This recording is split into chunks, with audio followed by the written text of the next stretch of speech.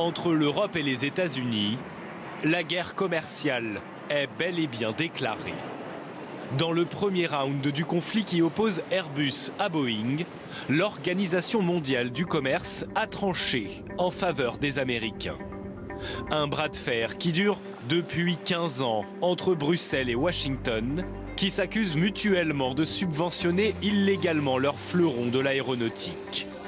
Hier, l'OMC, qui fait office d'arbitre dans cette affaire, a donc pour l'instant donné raison aux États-Unis qui vont, dans ce conflit, empocher plus de 6,8 milliards d'euros.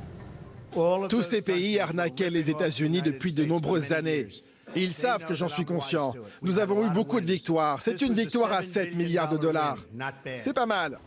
Une bonne nouvelle pour Boeing, qui depuis 6 mois voit son avion star, le 737 MAX, cloué au sol après 2 accidents graves.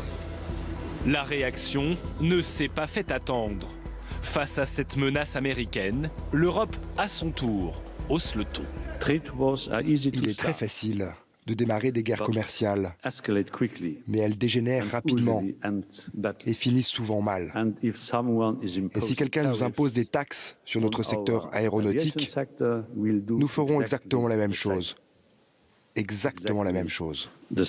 La tension commerciale que nous avons avec les États-Unis, cette tension commerciale-là, nous, on a cherché à l'apaiser. Après, s'ils ne sont pas dans une attitude d'apaisement, évidemment, l'Europe ne se laissera pas faire.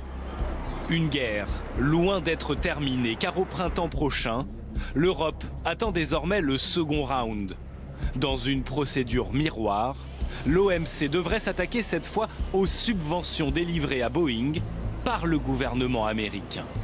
Là encore, les sanctions financières pourraient être lourdes. Une guerre commerciale totale qui pourrait profiter à un troisième acteur, le constructeur chinois Comac, qui pour l'instant compte les points de part et d'autre.